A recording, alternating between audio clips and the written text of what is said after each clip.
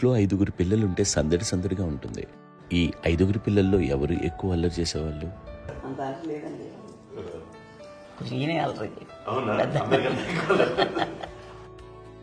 అమ్మ ఇక్కడ ఒకటి అల్లరికి, హుషారుకి, చలాకితనానికి, చిలిపితనానికి ఆ తేడా తెలుసుకుని చెప్పమ్మా.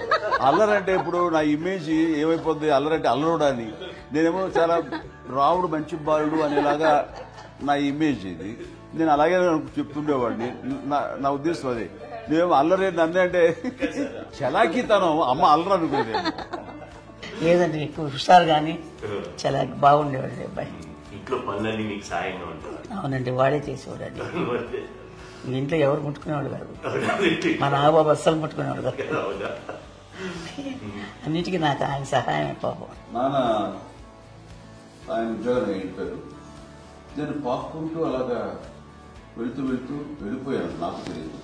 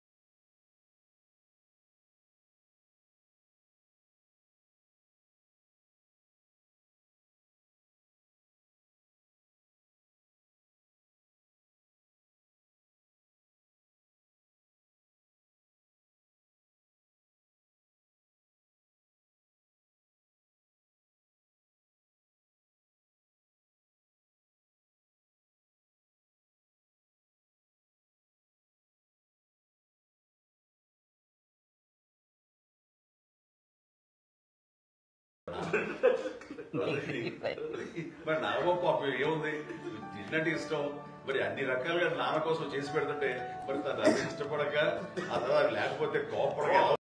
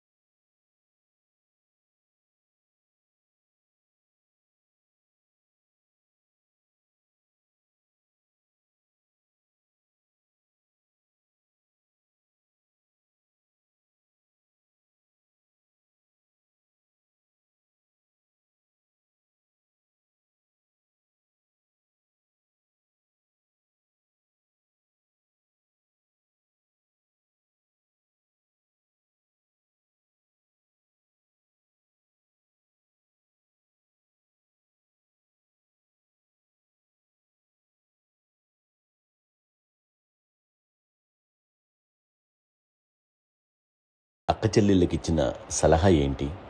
అంటే ఇండిపెండెంట్గా ఉండాలి అమ్మ, ఎవరిని డిపెండ్ అవ్వద్దు. మీ పిల్లలు నువ్వే జాగ్రత్తగా నేర్చుకో, ఎవరినైనా చేయకు, డిపెండెంట్గా పెట్టద్దు అని ఆవిడ మాకు బాగా ఎక్కువ చెప్పిండేది. నాకు కొంచెం టఫ్ టైమ్స్లో కూడా నీ పాటు నువ్వే ఉండాలి, ఎవరి దగ్గర ఉండదు, ఎవరింట్లో ఉండదు, మా దగ్గర కూడా ఉండదు, నీ దగ్గర మటుకు నువ్వే ఉండాలి. అది కష్టం కదండి అట్లా చెప్పడం. చెప్పాను, చాలా తక్కువ చెప్పాను. బట్ నాకు అదే ఇచ్చే ధైర్యం. ఇండిపెండెంట్గా అట్లా ఒకరి దగ్గర ఉంటే నీ గౌరవం తగ్గిపోతుంది, ఎక్కడ ఉండదు. అది చాలా నాకు చాలా ఇన్స్పైరింగ్ ఉండేది అన్నమాట. ఇప్పుడు కూడా అది చాలా హ్యాపీగా అనిపిస్తుంది అని చెప్పింది. అంతే కదా, మనకి ఏదైనా రోగాలు వస్తే మనమే, బట్ తగ్గించే వాళ్ళు కన్సర్న్ చూపించే డాక్టర్స్ ఒట్టుకోలు కింద కింద ఉండొచ్చు, కానీ పోరాడాల్సింది మనమే. నాకు సార్ కొంచెం ఒక డిప్రెస్డ్ ఇదేదో వస్తాయి ఫేజ్ ఒకటి, నేను ఇంకా మా అందరి నుంచి నేను సపరేట్ అయిపోయినట్టు ఒక సిచ్యువేషన్ వచ్చినప్పుడు అమ్మ నన్ను పట్టుకుని I'm there for yours. ఎవరు నువ్వు అన్నా ఎస్ అన్న ఫ్రెండ్స్ కానీ ఎవరైనా సరే ఎప్పుడు కూడా అలోన్గా మటుకు అనుకోకు, నేను నన్ను ఆవిడ నన్ను పట్టుకొని ఇచ్చిన అఫెక్షన్ లేదా ఫీలింగ్ అసలు బలం అన్నమాట. ఏమన్నా చేయగలను నేను, పర్లేదు లైఫ్లో నాకు ఏదైనా సాధించగలను అని ఒక భరోసా తల్లి దగ్గర నుంచి రావడం అనేది నాకు ఎవరు అవసరం లేదనిపించింది. అంత స్ట్రాంగ్గా ఆవిడ వెరీ స్ట్రాంగ్, వెరీ ప్రాక్టికల్. అంత స్ట్రాంగ్ చేసింది నాన్న చెప్పండి. మా పిల్లల విషయంలో మేము కూడా మేబీ అంత స్ట్రాంగ్ కాదేమో, సెన్సిటివ్గా ఉంటాం, కానీ అమ్మ మటుకు చాలా స్ట్రాంగ్గా ఉండి మమ్మల్ని కఠినంగా ఇలాగే ఉండాల్సింది, ఇలా ఉండండి అప్పుడే మీరు నేర్చుకుంటారు. ఇక్కడ అమ్మ పాజిటివ్నెస్ గురించి మీకు మాట చెప్పాలి. అంటే తన బిడ్డలకే కాదు, ఈ రోజున మా రెండో పాప శ్రీజ కూడా తనకి లైఫ్ చిన్న SMS వచ్చింది. ఆ టైంలో కూడా తను ఏముందంటే వాళ్ళు నాన్న దగ్గరికి వెళ్ళాను, తను ఇచ్చిన భరోసా తను ఇచ్చిన మాట వెళ్ళలేని ధైర్యం వచ్చింది నాతో. నాన్నమ్మ దగ్గర ఎప్పుడు కూర్చోస్తాడు అప్పుడే పాజిటివ్ ఫీలింగ్ వస్తుందని నాతో షేర్ చేసుకుంటాను. తను మాతో చెప్తుంటే అనిపిస్తుంది కరెక్ట్. అమ్మ ఏం పర్లేదమ్మా, లైఫ్ అంటే ఒకటితోనే అయిపోదు, ఆ ఒక్కడి వల్ల వాళ్ళ ఇన్ఫ్లుయెన్స్ తోటో వాళ్ళు మన మీద నియంత్రించడం కానీ మన బాధల్ని వాళ్ళు చేయడం అవుతాం. జస్ట్ నువ్వు నీ గురించి నీ మనసులో ఏదనిపిస్తే నీ గుడ్ ఫీలింగ్ ఏది వస్తుందో ఆ ఫీలింగ్ ప్రకారం వెళ్ళిపోదు. అంటే ఆ జనరేషన్ పీపుల్ ఎక్స్పెక్ట్ చేయం అలా కాదు. ధైర్యం ఉండే అందరికి ధైర్యం బాగా నూరుకొస్తారు. ఫాదర్ కూడా, మా నాన్నగారు కూడా అస్సలు ఎప్పుడు అనేవాడు, ఎప్పుడు మీరు పెట్టే చెయ్యి మీరు ఎప్పుడు పైన ఉండాలి తప్ప తీసుకుని ఎలా ఉండకండి, చేతులు పెట్టుకొని అనే అట్లాంటివి చెప్తుండేవాళ్ళు. అందుకని మనకి ఇండివిజువాలిటీ మాకు బాగా ఎప్పుడు కూడా ఒకరిని అడగడం అని బ్రదర్స్ని అడగాలన్నా కూడా మాకు అది పడిపోయింది మైండ్లో, కొంచెం కష్టపడ్డది. సో నాకు అంటే ఆవిడ మా అమ్మ ఏదన్నా కొంచెం డిప్రెస్ అయినా నేను చాలా ఎక్కువ అమ్మకి షేర్ చేసుకుంటే అన్నయ్య కూడా లేడు. అన్నయ్య ఉన్నప్పుడు ఓకే, లేనప్పుడు నేనే ఎక్కువ షేర్ చేసుకున్నాను. బట్ ద బెస్ట్ థింగ్ మా అమ్మ దగ్గర నుంచి హగ్ అండి.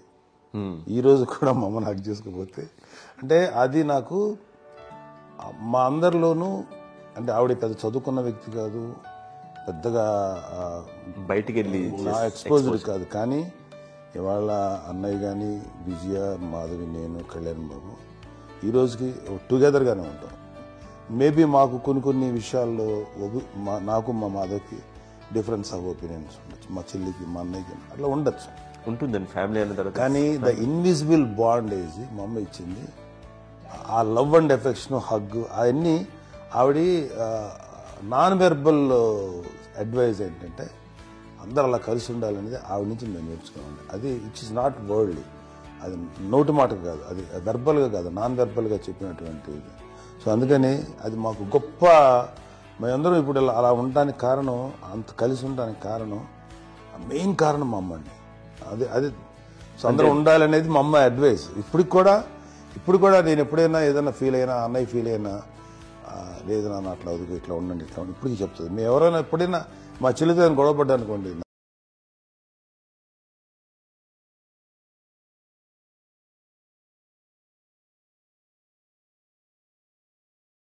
అలా కలిసి ఉండటం అనేటువంటి బాండేజ్ని ఆవిడ తన ఒక హగ్తో చెప్పింది. అన్నయ్య సినిమా చూడండి, జాదూకి చెప్పి అంటారు కదా, అది మా అమ్మ దగ్గరే ఉందండి. శంకరదాదాలో చెప్తాడు చూడండి. ఇప్పుడు మోడర్న్ వర్డ్స్ లో చెప్పాలంటే మీ అందరికీ ఆవిడ ఒక వైఫై లాంటిది. Yes, you can say that. Yes.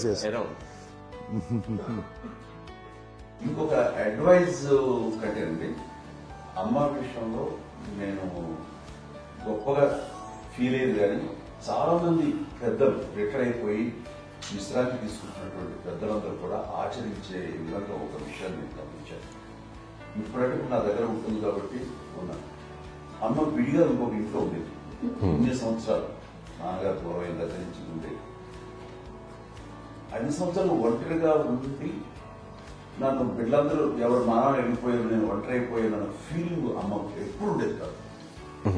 తర్వాత బిడ్డలు ఆయా వాళ్ళ టైం బట్టి వచ్చి చూసుకుంటే సరిపోతుంది. అది వారమా, నెలక, 2 నెలక, అసలు ఒకసారి రాలేని పరిస్థితిలో ఉంటుంది. 5 నెలల పాటు ఇదే ఊళ్ళో ఉండి పక్క విధుల్లో ఉండి ఎవరి పనులు వాళ్ళు బిజీగా ఉండి, ఎవరి షూటింగ్ వాళ్ళు బిజీగా ఉండి, ఎవరి ప్రొఫెషన్లో వాళ్ళు బిజీగా ఉండి, ఎవరి ప్రొఫెషన్లో వాళ్ళు బిజీగా ఉండి, తన సంసారం తను బిజీగా ఉంటాను. ఒకసారి అమ్మ ఏమీ ఫీల్ అయ్యేది, ఏంటమ్మా రావట్లేదు, అసలు పట్టించుకోవట్లేదు ఏంటి అంటే అంతేలేమ్మా అని ఇలాంటి నిరసన మాటలు కానీ, ఈసరింపు మాటలు కానీ, లేకపోతే న్యూనతాభావం కానీ ఇలాంటివి ఎప్పుడు అమ్మకి ఇవ్వండి. వచ్చారు అమ్మ దగ్గర ఏం చేసి పెట్టడా చెప్పండి అంటూ చాలా పాజిటివ్ ఉండి ఇప్పటికీ కూడా తను సపరేట్ కిచెన్ మా ఇంట్లో ఎంతో ఉంటుంది. వేరే కిచెన్ ఎందుకంటే అమ్మకి మోస్ట్ స్ట్రెస్ బస్టర్ వచ్చేసినా లేకపోతే ఏదో రిలీఫ్ ఏంటంటే తన కిచెన్ లో కూర్చొని వండి అందరికి పెట్టాం. ఇప్పటికీ కళ్యాణ్ బాబు అక్కడక్కడ తిరిగేసి ఎక్కడో చేసి నిరసనలు చేసి అన్ని రకాలుగా చేసి వస్తే అమ్మకి చాలా జాలి.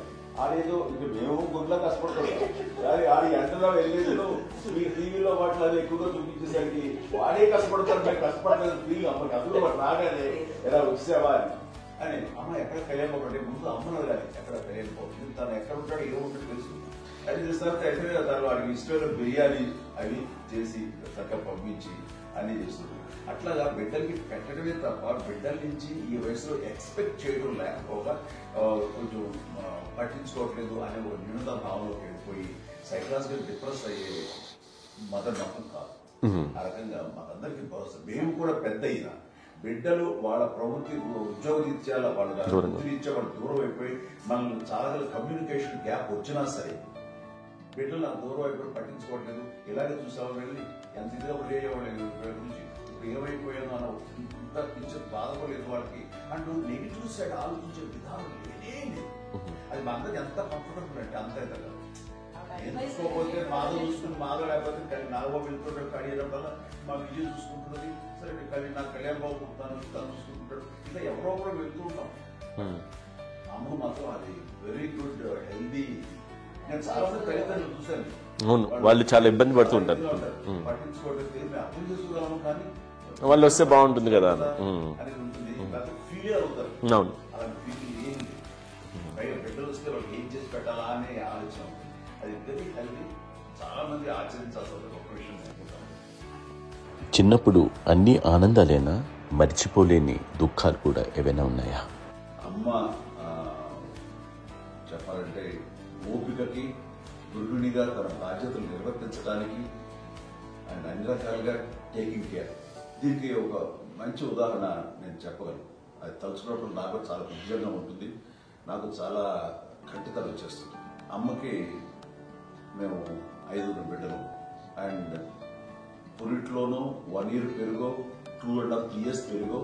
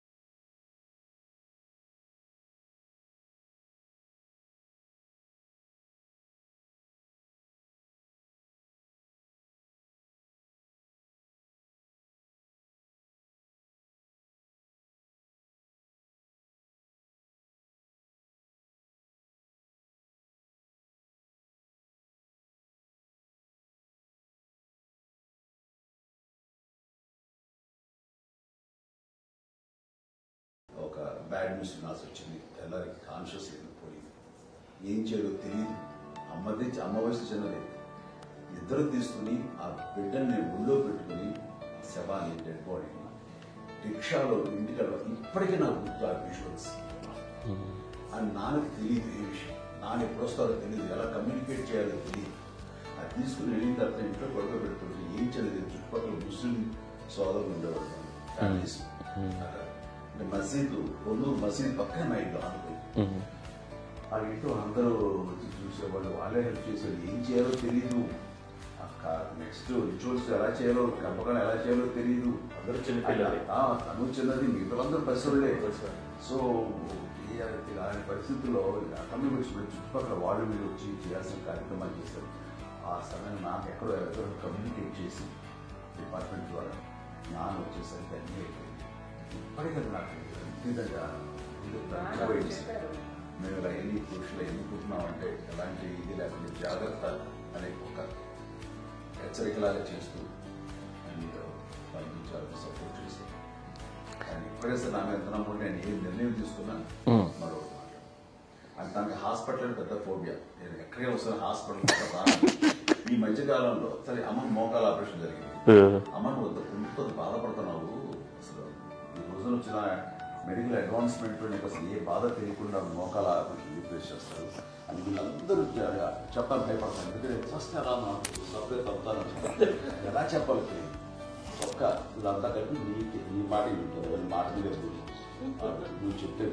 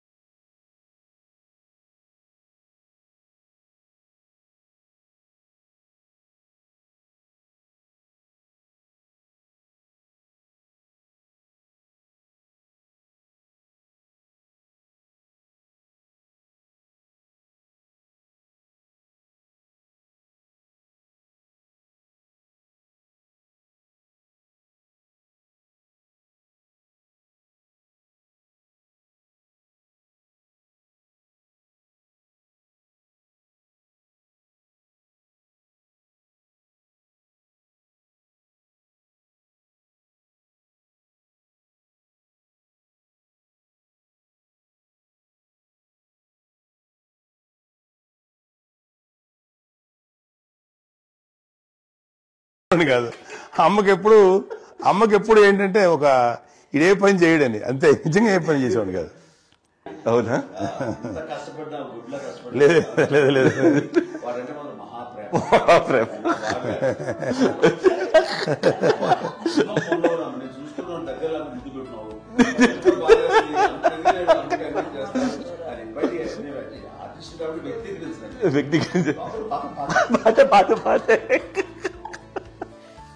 చిన్నది కాబట్టి చివరిది కాబట్టి తనంటే పుట్టాడు, నేను పెద్దోడు కాబట్టి నేను ఎక్కువ కష్టపడింది. కానీ మా నాన్నగారి చేతిలో ఎక్కువ అంటే నాన్న బాగా కోపం ఎక్కువ అనుమానించింది. కానీ అన్నయ్య పాపం బాగా దొరికేసేవాడు పాపం. ఒకసారి అంటే మరి మాకే అనిపి ఏంటి ఇంత దారుణంగా ఉంది నాన్న మీద కోపం వచ్చేది. నాకు నాన్న మీద కోపం వచ్చేది, నాన్న చేసి బాధ అనిపించేది. అమ్మాయి ఏమనేది కాదు.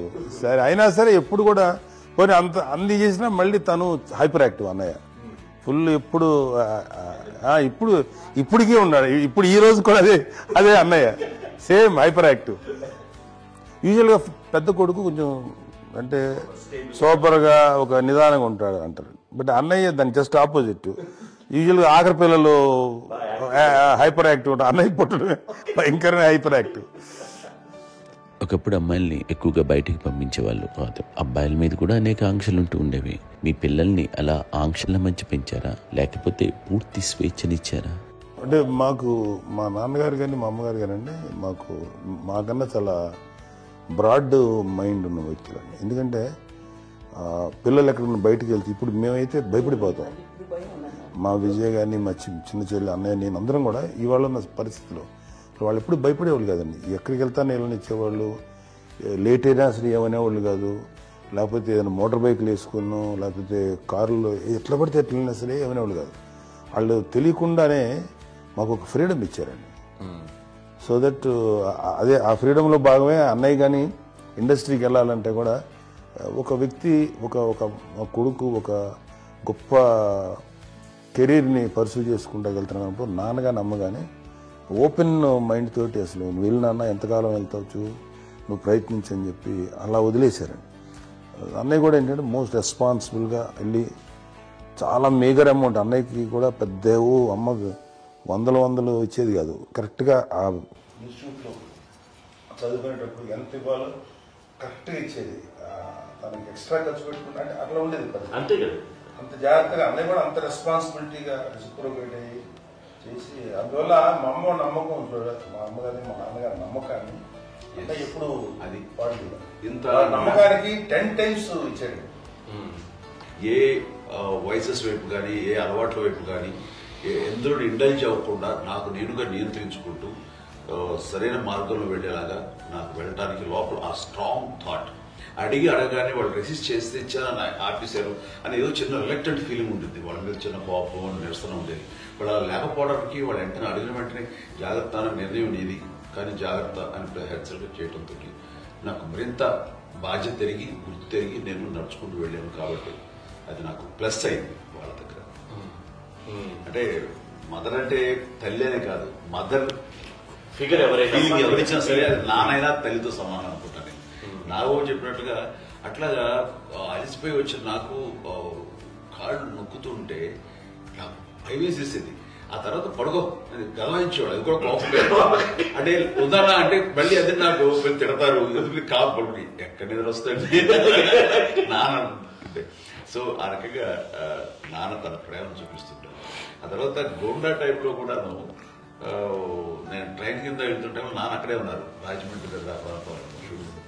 ఆయన చాలా కోపం చేస్తుంది, ఇలాంటి చేస్తుంటావు నువ్వు, ఏదైతే ఏంటి అనేది చెప్పి ఏం పనిదానా ఏమవుతుందో అన్ని రకాల సేఫ్టీ అన్ని రకాల జాగ్రత్త తీసుకున్నాం. ఈ రోజు ఉన్నది సేఫ్టీ అప్పుడు లేదు. అయినా సరే రేపు పొద్దున నీ కొడుకులు ఇలాంటి పరిస్థితుల్లో నీకు తెలిసి వస్తారు అప్పుడు అనేవాడు. ఎన్నిసార్లు ఆ మాట అనేవాడు. నాకు నిజంగానే మగధీర టైం కూడా గుర్ర పెట్టుకుని ఆ రోడ్డు మీద పడిపోయాడు అని అన్నప్పుడు ఆ ఫస్ట్ టైం ఆ ఫీలింగ్ కలిగి.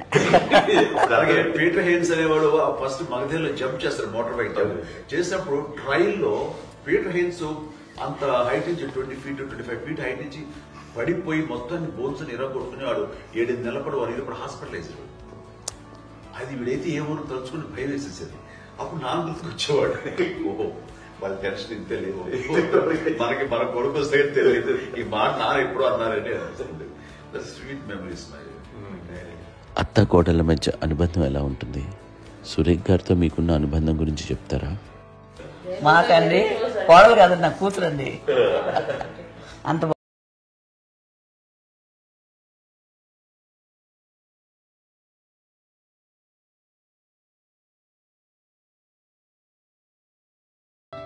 మీది ఒక అందమైన ఉమ్మడి కుటుంబం, అందరూ కలిసి ఉంటారు.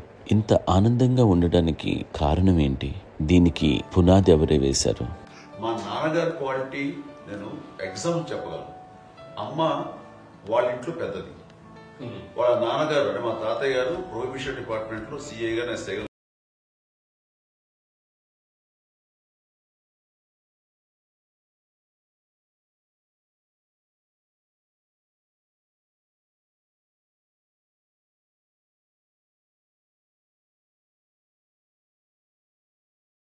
అబ్బాయి ముగ్గురు ఆడతారు. వాళ్ళు ఏంటంటే ఆఖరావిడి నాగోప కంటే కూడా చిన్నవాడు. అది ఆ వయసు అంత చిన్నవాడు. అమ్మ మా పిన్నమ్మని నాకంటే చిన్నవాడు. అలాంటి పిన్నమ్మల్ని ఆయన వీళ్ళ నాన్న చనిపోయిన తర్వాత తన ఫ్యామిలీ అంతగా నాన్న పెంచారు. నాన్న కూడా అరాపురా శాలరీ మీద బతికేదే తప్ప కూడా కాదు. సో తనకు మిగిలిన దాంట్లో మళ్ళీ ఆ ఫ్యామిలీని చూసుకోవడం, మా అమ్మమ్మని చూసుకోవడం, వాళ్ళ మంచి చెడు చూసుకోవడం. వాళ్ళకు ఇల్లు మాత్రం ఉంది మొగల్తూరులో. ఆ ఇంట్లో వాళ్ళు అద్దెకు వస్తే ఆ కొంచెం డబ్బు నానిచ్చే డబ్బు, అక్కడ పొలం కొనిచ్చారు, ఆ పొలం మీద ఇచ్చే డబ్బుతోటి అంతా బాగా చూసుకోవాలి తన ఫ్యామిలీ లాగా. అందరికి మ్యారేజ్. కాబట్టి నాన్న ఫస్ట్ సూత్రధారి, అమ్మ కూడా ఫ్యామిలీ బాండింగ్ టుగెదర్నెస్ అనేది స్ట్రాంగ్ గా ఉండటానికి నాన్న ఏర్పాటు చేసినటువంటి బీజం అది అమ్మ కంటిన్యూ చేస్తుంది. మేము ఇవన్నీ చూసి మేము నేర్చుకుని మేము టుగెదర్ అందునే we are very rich in terms of emotional bonding. ఇప్పటికే ఎవరికి ఏ కష్టం వచ్చినా, ఎవరికి ఏది ఇబ్బంది వచ్చినా సరే మొత్తం అందరం గుమిగూడిపోతాం. ఏ లెవెల్గా వెళ్ళిపోయి మోర్ సపోర్ట్ చేస్తాం. అంటే వీ డోంట్ ఎక్స్పెక్ట్ అంత ఒకళ్ళొకరు భరోసా. అది మా ఫ్యామిలీ మేము వెరీ స్ట్రాంగ్ అని చెప్పాలి. పెద్దవాడు కాబట్టి అవకాశం నాకు వచ్చింది కాబట్టి అమ్మా, ఇది ఎప్పుడు ఎవరు కొన్ని విషయాలు నాగబాబు సపోర్ట్గా ఉంటాడు, నాగబాబు ఉండి వాడు ఉంటాడు భరోసా.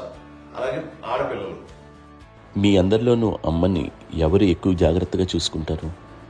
ఎందుకంటే మేము కూడా గమనించలేని సున్నితమైనటువంటి ఇష్యూస్ లైక్ హెల్త్ విషయం కానీ, అమ్మ మూడు కానీ, అన్నయ్య ఎంత క్యాజువల్ ఎంత బిజీ ఉన్నా ఒక అమ్మాయి అలాగే చాలా చిన్న చిన్న విషయాలు కూడా చాలా మెడికల్ ఇంట్రెస్ట్. అందుకని మాకు అన్నయ్య ఉన్నాడు, అన్నయ్య దగ్గర ఉన్న అమ్మ అంటే ఇంకా ఎక్కువ రిలాక్స్ అయ్యాను. అన్న దగ్గరికి వచ్చాక మేము అందరం చాలా కంఫర్ట్ అయిపోయాం. ఎప్పుడు ఎవరు కొన్ని విషయాలు నాగబాబు సపోర్ట్గా ఉంటాడు, నాగబాబు ఉండి వాడు ఉంటాడు భరోసా. అలాగే ఆడపిల్లలు ఇట్లా ఒకళ్ళొకరు కాంప్లిమెంటింగ్ టు ఈచ్ అదర్ అండి. అవి ఒక్కరు కాదండి, అది వాళ్ళ నాన్న చూపించే ప్రేమగా నేను చెప్పగలను. కానీ బట్ దీని అందరూ సూత్రధారి నాన్న తర్వాత అది అమ్మ మెయింటైన్ చేస్తారు. ఇప్పుడు అమ్మ నా ఇంట్లో ఉంది అంటే మనవలు వస్తారు, మనవరాలు వస్తారు, ఆడబిడ్డలు వస్తారు, వీళ్ళబిడ్డలు వస్తారు, ఇల్లు ఎప్పుడు అమ్మ. అది మేమందరం ఆచరిస్తున్నాం పండగలకి పబ్బాలకి. అది నిన్న మొన్న నాగబాబు వచ్చి చాలాసేపు కూర్చున్నాడు. నేను ఇంట్లో లేకపోయినా వచ్చి నాగబాబు కూర్చొని టైం స్పెండ్ చేసి వెళ్ళిపోతుంటాడు. అలాగే చెల్లెలు ఇద్దరు ఆల్మోస్ట్ ఎవ్రీడే మాత వస్తుంటుంది, తను కూడా వస్తుంది. నిన్న సాయంత్రం కూడా వచ్చి ఉంటుంది. అమ్మా మధ్యాహ్నం వచ్చి కదా వచ్చి ఇక్కడే భోజనం చేసుకో అలా ఉంటుందండి. ఈ తరం వాళ్ళకి మీరు ఇచ్చే సలహా ఏంటి? ఏంటంటే బాగుంటుందండి. పిల్లలు తల్లి కలిసి ఇంకా అక్క చెల్లెలు తమ్ముడు అందరూ కలిసి అన్నీ అంతా సంసారం నిలబడుతుంది. లేకపోతే ఏముందండి ఇక్కడ వెళ్ళిపోతారు, వెళ్ళిపోతే ఎక్కడే పడబాడు అంతే. ప్రేమలు ఇప్పుడు లేవండి, తగ్గిపోయాయి. మెకానికల్ చాలా మటుకు ఏదో ఇంకా వాళ్ళ పనులు చేసుకోవడం ఏదో జరిగిపోతా ఉంది అనుకోండి. అంత ప్రేమలు ఎక్కడ లేవండి ఇప్పుడు ఈరోజు. అంటే ఒకప్పుడు ఒకరికి ఇంకొకరు భరోసాగా ఉండేవాళ్ళు, అంటే అందరూ కలిసి సపోర్ట్గా ఇది చేయడం.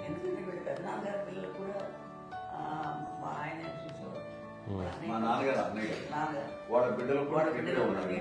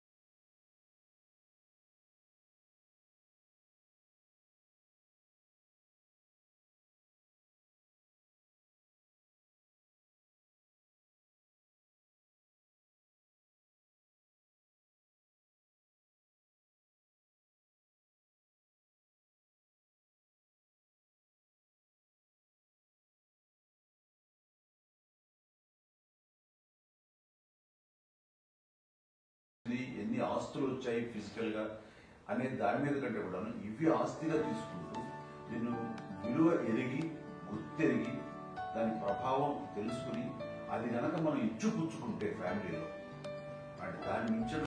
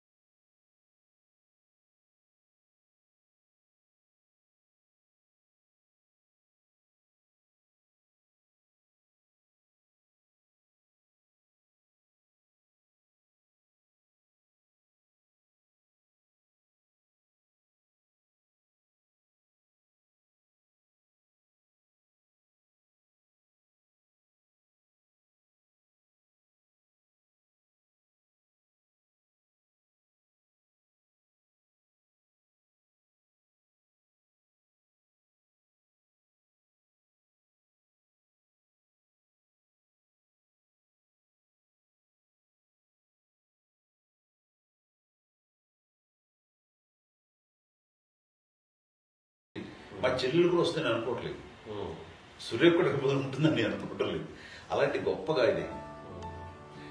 అండ్ ఆ రకంగా వెళ్ళి చాలా గొప్ప జన్మం. అమ్మకి చిన్న మానసికంగా చిన్న ఏదో ఒక డిప్రెషన్ వచ్చింది. ఏదో నాన్న గుర్తుకొచ్చో, నాన్న లేరనో, లేకపోతే వాళ్ళ అమ్మగారు కూడా అదే టైం చనిపోయారనో, తన దగ్గర ఉంటారు. ఏదో ఉన్నప్పుడు మేము అందరం సపోర్ట్గా ఉండి రామ కొన్నా నా దగ్గర ఉందిగా అని చెప్పేసి అప్పట్లో అమ్మ వేరేగా ఉంది. ఉన్నప్పుడు ఒకటే మాట, అమ్మ నీలాంటి గర్భం అంటే అంజనమదే గర్భం అని బయట ఎన్నోసార్లు నా ఫ్రెండ్స్ కానివ్వండి, బయట కానివ్వండి, కొన్ని సందర్భాల్లో మీటింగ్లో కానివ్వండి, స్పీచెస్లో కానీ అన్నవాళ్ళు ఎంతో మంది అన్నారు. వాళ్ళు ఆ మాట అంటే రీజన్ తెలుసా నీకు? కోటాల్లో ఎంతమంది తల్లులకు నీకు వచ్చిన అదృష్టం, నీకు లభించినటువంటి గౌరవం ఎవరు లభిస్తున్నాను. బిడ్డలు ఎంతో మంది చేత కొనియాడబడుతున్నారు, ఎంతో మందికి సహాయపడుతూ ఆ రకంగా వాళ్ళందరి యొక్క ఆశీస్సులు పొందుతున్నారు. కానీ ఎంతో మందికి నిరంతరం హెల్ప్ చేస్తూ వాళ్ళ ఇది చూసుకుంటున్నారు. అవి ఆ భగవంతుడు మీరు చేసిన పూజలో ఉన్న ఆ భగవంతుడు మన నెక్స్ట్ తరాలకు కూడా మనకి ఇలాంటివి వారసత్వంగా ఇస్తూ అదే రకంగా కొనసాగించేలాగా మనకు అదృష్టం ఇచ్చారు. ఇంతమంది ఎవరు మీ నుంచి వచ్చిన వాళ్ళే నీళ్ళు ఇది ఎంత గొప్ప గర్భం, ఎంత గొప్ప జన్మని. అలాంటి నువ్వు ఇలా అవన్నీ హై లెవెల్లో ఉండాలి ఫీలింగ్స్ గా నువ్వు కానీ. అంతే నువ్వు ఇలాగా కుంగిపోయినట్టమ్మా చెప్పినప్పుడు ఇది నీది కాదు, నాది కాదు, నువ్వు నమ్ముకున్న భగవంతుడు నీకు ఇచ్చింది అనుకుంటావు కదా. నువ్వు ఆ భగవంతుడి కృతజ్ఞత తీర్చుకోలేక ప్రతిరోజు ఆయన ధ్యానించు, ఆయన పూజలో ఉండు, నీకు ఆయన ధైర్యం ఇస్తాడు. అంతేగాని నువ్వు నెగిటివ్ సైడ్ ఆలోచించకమ్మా. మా అందరికీ పాజిటివ్నెస్ ప్రివెయిల్ చేసిన దానివి, ఇచ్చిన దానివి, అందించిన దానివి. అలాంటి నువ్వు నెగిటివ్ వైపు వెళ్ళిపోకూడదు అంటే అంతే. మళ్ళీ అటుపక్క ఎప్పుడు గెలలేదు. ఆంజనేయ స్వామి ప్రతి ఆయనలో ప్రవేశపెట్టి చెప్పాలంటే ఆయనకి నేనే నేను నన్ను దేవుడు ఇంట్లో నేనే ఇంట్రడ్యూస్ చేశాను. నానంత ప్రగాఢంగా నమ్మి ఆయన దానివల్ల లబ్ధి పొందారు. ఆయన అందులో మమ్మల్ని మించిపోయే స్టేజ్కి వెళ్ళిపోయారు. ఆయనతోటి ఆంజనేయ స్వామితో ఇంటరాక్ట్ అవుతూ అట్లా ఆయన నన్ను అనుకుంటుంది. ఆయన నానంటారు అంతా నా గురువు, నా పెద్ద కొడుకు పెద్దోడే. గురువు